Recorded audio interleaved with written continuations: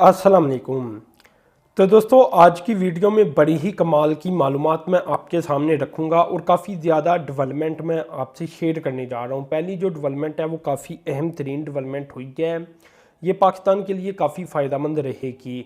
इसमें दोस्तों हुआ यह है कि एशियन डेवलपमेंट बैंक की जानिब से $300 मिलियन की रकम अप्रूव की गई है 300 मेगावाट हाइड्रो पावर प्लांट के लिए। ये हाइड्रो पावर प्लांट पहले भी डिस्कस कर चुका हूँ, जिसका नाम है, आपको पता होगा, याद होगा कि काफ़ी मैंने आपको इस मुतल्लक बताया भी था जब भी मुख्तलिफ स्टेप हुए थे बालाकोट हाइड्रो पावर प्रोजेक्ट के बारे में। तो वहाँ से अब यह है कि एशियन डेवलपमेंट बैंक ने भी वहाँ सरमायाकारी करनी थी, तो आखिरकार उन्होंने इतने पैसे अप्रूव कर दिए हैं। तो ये बहुत बड़ी डेवलपमेंट है क्योंकि इससे 1143 गीगावाट हावर एनुअली बिजली हासिल की जा सकेगी और ये सारी क्लीन एनर्जी होगी और सस्ती तरीन बिजली ये प्रोजेक्ट फ्राहम करेगा। इसके अलावा दोस्तों इसके और भी बहुत सारे फ़ायदे हैं, वो भी मैं आपको अभी बताता हूँ। लेकिन सबसे पहले आप ये बात याद रखें कि कुनहार रिवर बालाकोट सिटी के करीब ये प्रोजेक्ट बनाया जाएगा केपीके के अंदर।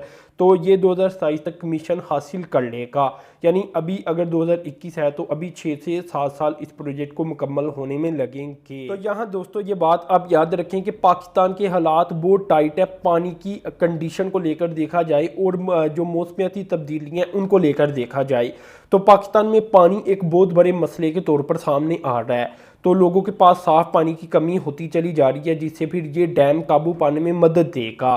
तो ये हाइड्रो पावर प्रोजेक्ट है, मतलब बिजली भी इससे पैदा होगी और इससे आप कह सकते हैं कि काफ़ी ज़्यादा पानी का जो बहाव है उसे कंट्रोल करने में मदद मिलेगी।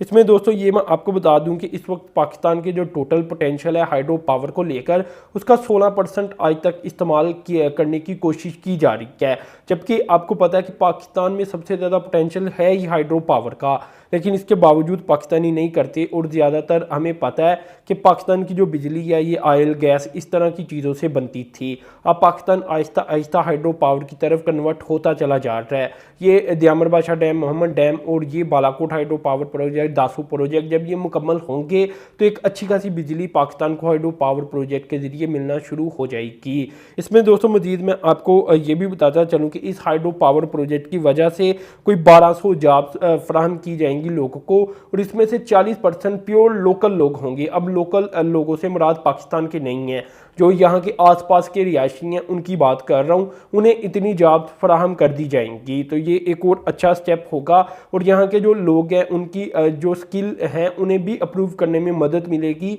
क्योंकि काफ़ी लोगों को मुख्तलिफ पोस्टों के ऊपर रखा जाएगा। इसके अलावा दोस्तों जो इसका फ़ायदा होगा वो ये होगा कि जो गवर्नमेंट ओन्ड अदारा है जिसे पख्तूनख्वा एनर्जी डेवलपमेंट ऑर्गेनाइजेशन कहती हैं और यही इसका रिस्पॉन्सिबल अदारा भी होगा, तो उसकी आमदन में भी इजाफा हो जाएगा इस प्रोजेक्ट के बनने के बाद। इसके अलावा जो सूबे की डेली लोड शेडिंग है उसमें भी कमी आ जाएगी।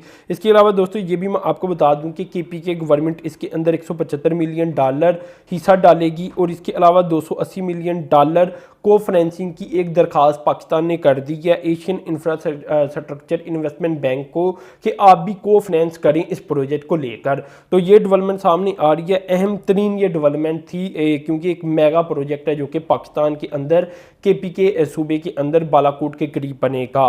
अब दोस्तों दूसरी डेवलपमेंट की तरफ चलता हूँ। ये कुछ इस तरह से है कि 800 फ्लैट मुल्तान के अंदर भी बनाई जाने लगी हैं नया पाकिस्तान हाउसिंग स्कीम के तहत। तो ये मुल्तान के लिए बड़ी खुशखबरी है क्योंकि 3 मरले का एक अपार्टमेंट होगा और अगर ओवरऑल देखा जाए तो ये 2 एकड़ ज़मीन के ऊपर बन जाएंगे और ये ज़मीन होगी Punjab housing and town planning agency की और ये मदनी चौक मुल्तान के करीबी प्रोजेक्ट बनाया जाएगा।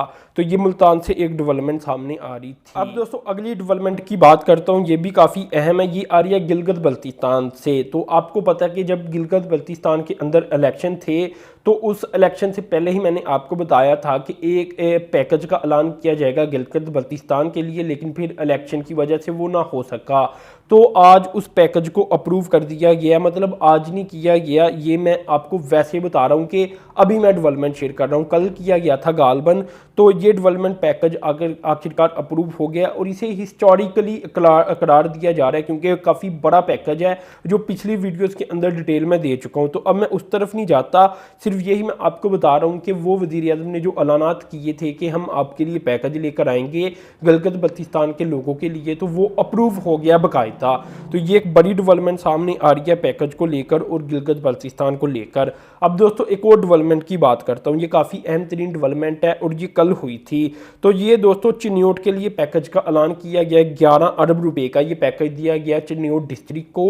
अब इसके तहत अगर देखा जाए तो एक तो फैसलाबाद सरगोदा रोड वाया चिन्योट ये बनाया जाएगा और दूसरा 250 बेडिट जो DH हुआ यानी डिस्ट्रिक्ट हेडक्वार्टर हॉस्पिटल वो बनाया जाएगा सिटी के अंदर। तो ये एक डेवलपमेंट सामने आ रही है चिन्योट को लेकर। अब चिन्योट के बारे में ये बात आप याद रखें कि ये वो इलाके हैं जिनकी तरफ इतनी तवज्जो नहीं दी गई आज तक। इस पैकेज के अंदर दोस्तों और भी स्कीम मौजूद है, लेकिन ये दो अहम तरीन प्रोजेक्ट बन जाती हैं। एक जैसा कि रोड के बारे में मैंने आपको बताया, तो इस रोड का कुछ हिस्सा चिन्योट के जो पैकेज है उसके अंदर होगा, क्योंकि जैसा कि मैंने आपको बताया चिन्योट फैसलाबाद रोड ये 67 किलोमीटर का बनेगा।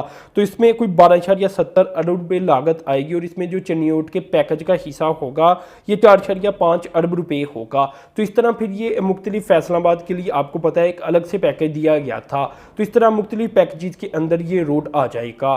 तो ओवरऑल ये बड़ी अहम तरीन डेवलपमेंट सामने आ रही है चिन्योट के लिए भी, क्योंकि अगर देखा जाए तो ये वो एरियाज तस्वुर होती हैं पाकिस्तान के अंदर या पंजाब के अंदर कम अज़ कम जहाँ इतना पैसा खर्च नहीं किया जाता, जबकि शुमाली पंजाब के ऊपर ज़्यादा पैसा खर्च किया जाता है, ऐसा लोगों का मानना है और ऐसा नज़र भी आता है। क्योंकि अगर आप शुमाली पंजाब की तरफ जाती हैं तो वो एरिया कुछ और ही नज़र आता है, वहाँ डेवलपमेंट नज़र आती हैं, वहाँ अच्छी सड़कें नज़र आती हैं, अच्छे स्कूल कॉलेजेस नज़र आती हैं, बाकायदा अच्छी प्लानिंग नज़र आती है। जबकि इन एरियाज़ की तरफ चली जाएँ तो उस तरह की प्लानिंग नज़र नहीं आती जो कि शुमाली पंजाब के ऊपर नज़र आती है ज़्यादातर। तो खैर ये अच्छी डेवलपमेंट सामने आ रही है ओवरऑल देखा जाए। अब दोस्तों आखिरी डेवलपमेंट की बात कर लेते हैं, ये भी काफ़ी अहम तरीन डेवलपमेंट सामने आई है।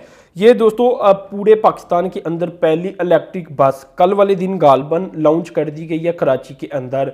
तो ये कराची को आज़ाद मिल गया है कि जो इलेक्ट्रिक बसेस का हम कहते थे कि आएंगी आएंगी आएंगी, तो आखिरकार कराची के अंदर पहली लॉन्च कर दी गई है। और इस साल के एंड तक ये भी बताया जा रहा है कि कराची के अंदर मजीद इस तरह कोई 100 बसेस को लॉन्च किया जाएगा। तो ये टारगेट सेट किया गया है जो कि अच्छी डेवलपमेंट है, क्योंकि पिछले साल ही अभी पाकिस्तान ने इलेक्ट्रिक बसेस को लेकर और इलेक्ट्रिक व्हीकल्स को लेकर पॉलिसी बनाई थी पहली। तो उस पॉलिसी के बाद अब पाकिस्तान ने अगर इन्हें लॉन्च कर दिया बसेस को, तो आहिस्ता आहिस्ता ये पहले तो आपको पता है असेंबल पाकिस्तान के अंदर होंगी और इसके बाद मैन्युफैक्चर होंगी। तो ओवरऑल ये काफ़ी अहम तरीन डेवलपमेंट सामने आ रही थी जो मैंने आज आपके सामने रखी। तो ये दोस्तों अपने चैनल को ओवरऑल सब्सक्राइब कर देना है, साथ मौजूद बेल के आइकॉन पर क्लिक कर देना है। अब तक के लिए इतना ही था। अल्लाह हाफिज़।